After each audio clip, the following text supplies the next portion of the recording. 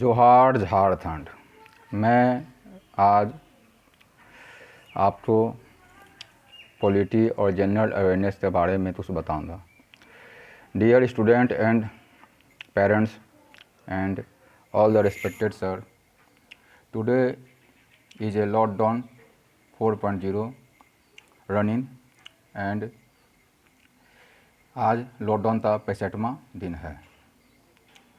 आज हम लोग जाने दें कि चुनाव में लोकसभा चुनाव, लोकसभा से राज्यसभा, विधानसभा चुनाव इत्यादि में जमानत राशि क्या है। आप लोग चुनाव के समय सुनते होंगे कि फलाना अभ्यर्थी का जमानत जब्त हो गया, तो सुनने में लगता होगा कि इतना जमानत जब्त हो गया कि बहुत ज़्यादा दिमाग पर जोर डालने पर भी हमको पता नहीं चलता है न्यूज़पेपर के माध्यम से कि जमानत की राशि कितनी होती है। केवल एक इन्फॉर्मेशन दिया जाता है कि जमानत जब्त हो गया। तो आज हम सिक्योरिटी डिपॉजिट के बारे में जानेंगे, जो चुनाव के समय में लोकसभा चुनाव में सामान्य वर्ग के अभ्यर्थी 10,000 रुपया और लोकसभा निर्वाचन में अनुसूचित जाति, अनुसूचित जनजाति के उम्मीदवार के लिए 5,000 रुपया ही जमानत राशि है। राज्यसभा, विधानसभा और विधान परिषद जो हैं उसके जो होते हैं उसमें जब देते हैं निर्वाचन होता है, सामान्य वर्ग के लिए भी 5,000 रुपया ही जमानत राशि है। राज्यसभा, विधानसभा और विधान परिषद में निर्वाचन में अनुसूचित जाति और अनुसूचित जनजाति के उम्मीदवार को मात्र 2,500 रुपया ही जमानत राशि देनी होती है। अब हम जानेंगे कि जमानत जब्त हो जाती है उसके लिए क्या शर्त हैं। तो जमानत जब्त के शर्त यह है कि यदि कोई उम्मीदवार टोटल वैलिड मतों का 1/6 से कम मत प्राप्त कर पाता है तो उसकी जमानत राशि जब्त कर ली जाती है। उदाहरण के लिए मान लीजिए, अगर हम देखें कि हमारा जरमुंडी विधानसभा में 600 वोट पड़ा और किसी उम्मीदवार तो मात्र 99 वोट मिला, तो उसका जमानत जब्त हो जाएगा। अब हम देखेंगे कि चुनाव सुधार की क्या पहल हमारे देश में अभी तक हुई है। तो हम जान रहे हैं कि चुनाव आयोग एक संवैधानिक संस्था है। अनुच्छेद 324 में चुनाव आयोग की चर्चा की गई है। चुनाव आयोग समय समय पर चुनाव कानून में जो चुनाव अभ्यर्थी होता है, चुनाव आयोग जो है उसमें कानून संशोधन के लिए सरकार को रिकमेंडेशन देती है और सरकार ज्वाइंट पार्लियामेंट्री कमेटी बनाती है। तो उसमें हम देखेंगे सबसे पहला जो पार्लियामेंट कमेटी बनी वह था निर्वाचन कानूनों में संशोधन हेतु संयुक्त संसदीय समिति, जो 1971-72 में बनी। उसके बाद आप देखिए कालक्रम में 1975 में BS तारतुंडे समिति बनी 1975 में, दिनेश गोस्वामी समिति बनी 1990 में, इंद्रजीत गुप्ता समिति बनी 1998 में। तो हम देख रहे हैं चुनाव सुधार में पहल हुआ। अब कैसे पहल हुआ तो पहले बैलेट यूनिट का प्रयोग हो रहा था, बाद में आप देख हैं कि वोटिंग मशीन का प्रयोग हुआ और आप देख रहे हैं कि EVM के साथ एक VVPAT भी लगता है और उसमें नोट ऑफ बटन भी होता है। तो ये सब सुधार जो हैं एक प्रक्रिया के अनुसार हो रही है और आने वाला समय में और सुधार होने की गुंजाइश है। वर्तमान निर्वाचन क्षेत्र का जो आधार है वह आधार जो है 2001 की जनगणना है। वर्तमान निर्वाचन क्षेत्रों में 2026 तक कोई परिवर्तन नहीं किया जा सकता है। अब 2026 के बाद ही निर्वाचन क्षेत्र में कोई परिवर्तन होगा। निर्वाचन क्षेत्र में परिवर्तन परिसीमन आयोग के द्वारा होता है।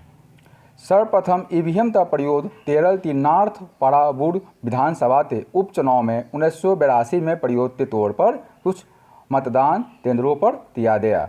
यानी EVM का प्रयोग सबसे पहले कहाँ हुआ तो केरल में हुआ। केरल में कहाँ हुआ तो उपचुनाव था नॉर्थ पारावूर विधानसभा में। इसी प्रकार हम देखते हैं कि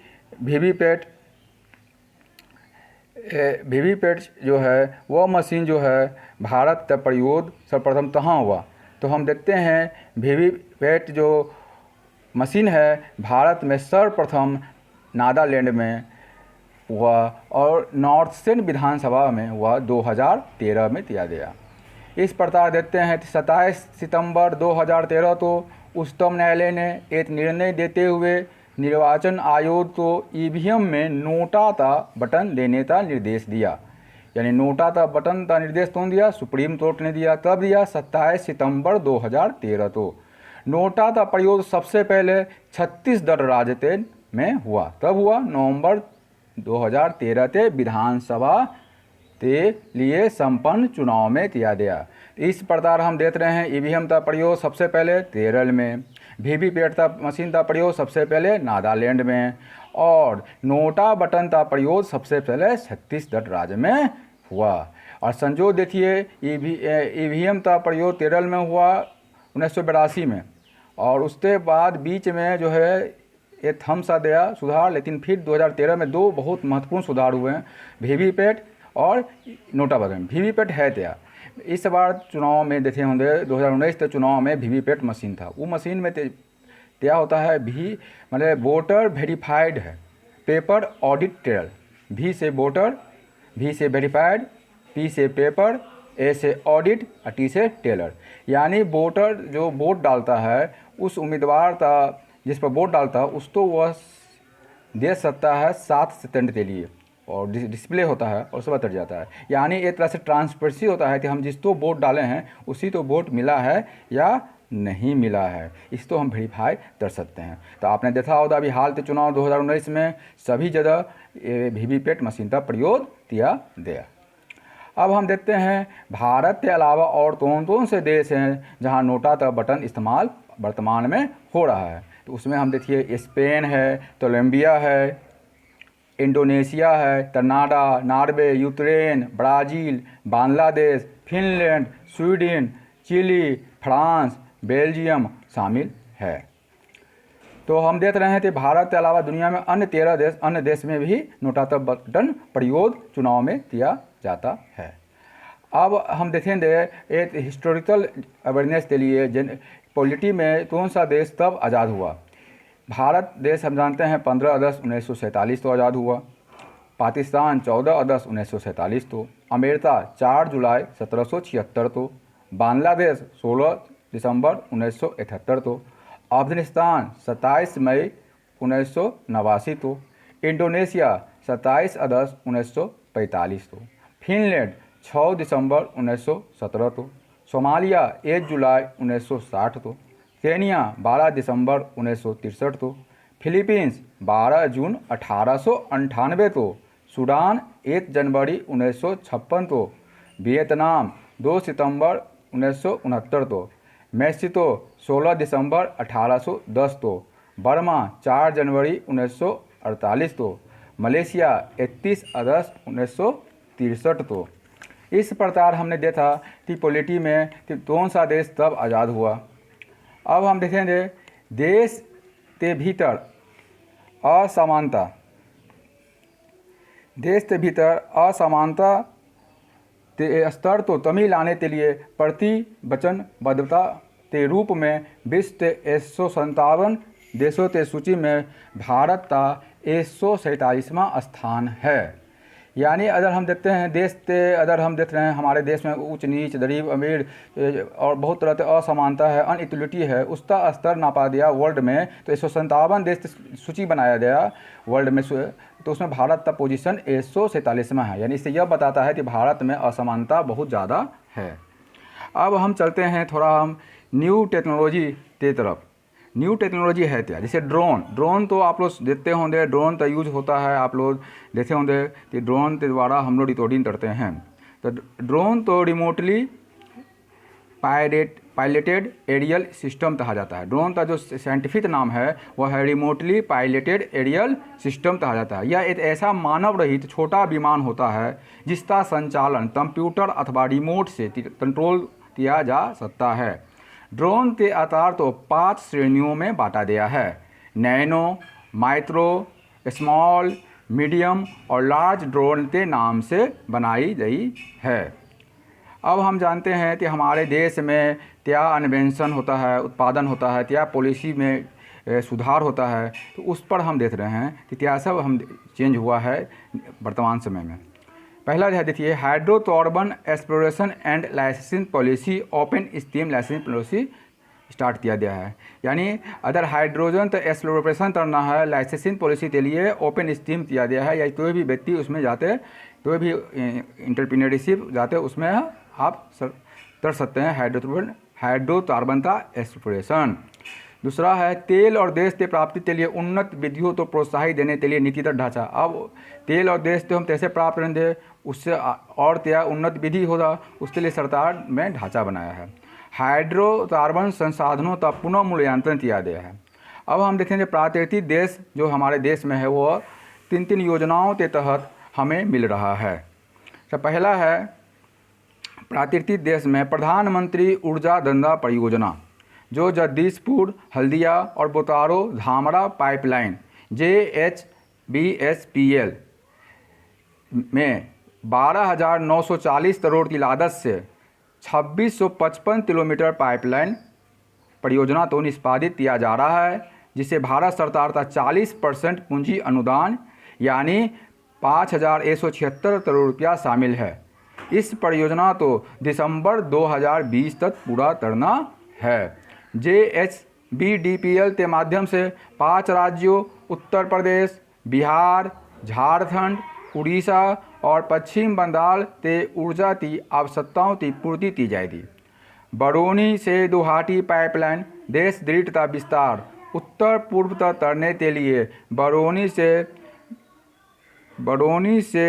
गुवाहाटी तक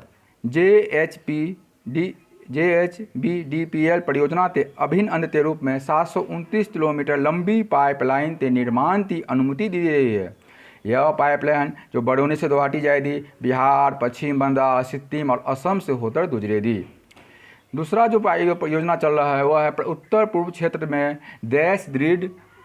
वह क्या है, उत्तर पूर्व में प्रत्येक राज्य और सिक्किम में गैस ग्रिड को विस्तारित करने के लिए देखे हैं 10 अगस्त 2018 तो तेल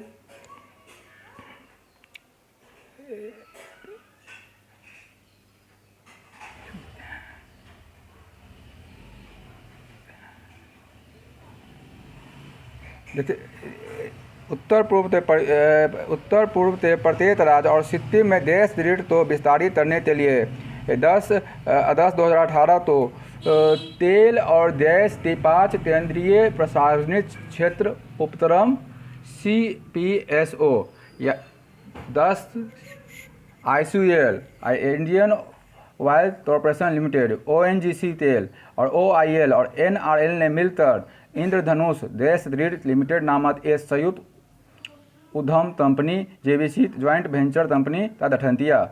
यह ज्वाइंट वेंचर कंपनी उत्तर पूर्व के सभी राज्यों राज्यों सिक्किम, मिजोरम, मणिपुर, अरुणाचल प्रदेश, त्रिपुरा, नागालैंड और मेघालय में 1656 किमी लंबी NER गैस ग्रिड को चरणबद्ध रूप से विकसित करेगा, जिससे कुल लागत लगभग 9,265 करोड़ है। तीसरा जो परियोजना चल रही है प्राकृतिक गैस का वह है कोच्चि तड़ानड बेंगलोर पाइपलाइन फेज 2। देल के द्वारा 5,150 करोड़ की लागत से केरल और तमिलनाडु राज्य में 872 किलोमीटर लंबी पाइपलाइन को विकसित कर रहा है। चौथा जो प्राकृतिक गैस परियोजना है वह है एन्नोर तिरुवेल्लूर बेंगलुरु पुदुचेरी नागापट्टिनम मुदेर टुटीकोरिन पाइपलाइन। भारत में 4 LNG टर्मिनलों के माध्यम से 26.3 MMTPA पुनः देशीकरण की क्षमता है। सबसे बड़ा कंपनी दाहेज है, जहां पर आप देखते हैं PLL कंपनी है जो 15 MMTPA उत्पादन पुनः देशीकरण की क्षमता है। हजीरा में सेल है जिसको 5 MMTPA है। कोच्चि में PLL है जिसके पास 5 MMTPA है। दाबोल में डेल है जहां 1.3 MMTPA है। देश में अब कुल 23 रिफाइनरियों में से 18 का संचालन सार्वजनिक क्षेत्र में है, जबकि 3 निजी क्षेत्र में है और 2 संयुक्त उद्यम के रूप में, जिसकी कुल परिष्कृत क्षमता 247.566 MMTPA है। BS6 वाले मानक तो देश तो 1 अप्रैल 2020 से लागू किया जाएगा। जैव ईंधन पर राष्ट्रीय नीति 8 जून 2018 तो अधिसूचित की गई।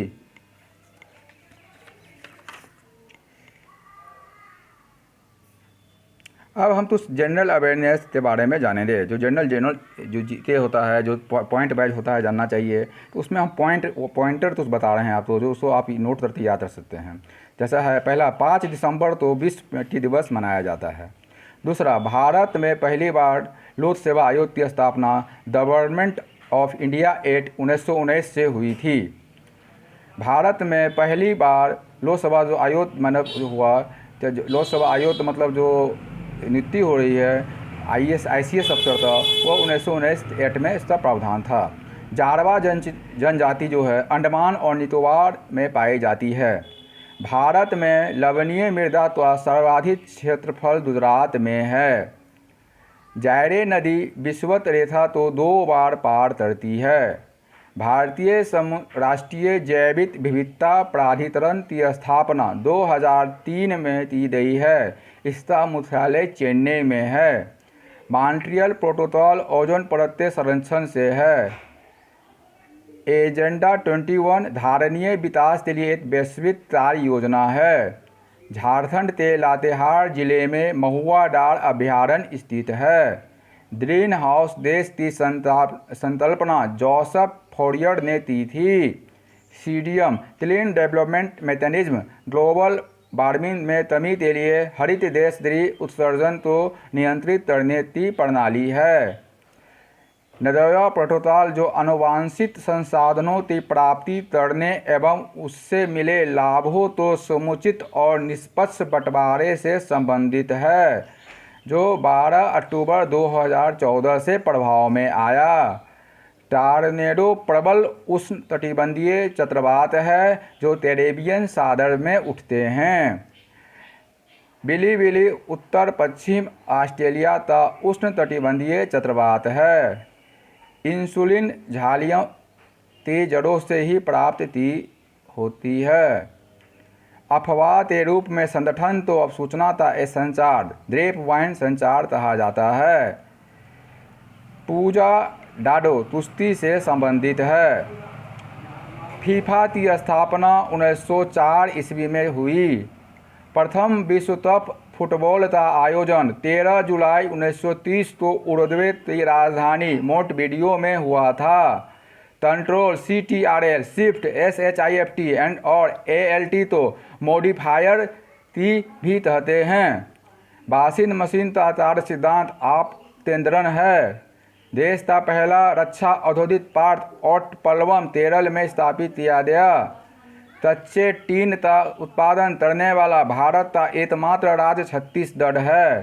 चीन की सीमा पर स्थित भारतीय राज्यों की संख्या 5 है। वह राज्य हैं जम्मू कश्मीर, हिमाचल प्रदेश, उत्तराखंड, सिक्किम और अरुणाचल प्रदेश। और सिलवसा नदी दादर नगर हवेली में है। तो आज का वीडियो आपको कैसा लगा? आज का जो मेरा जो डायमेंशन एरिया था वह current affair, general awareness, polity और ज्योग्राफी और पॉलिसी डिसीजन जो आज से ऊर्जा के क्षेत्र में हुआ है, जो हमारी रिफाइनरीज हैं और जो हमारे भविष्य के पाइपलाइन हैं, उसके बारे में जानकारी मिला।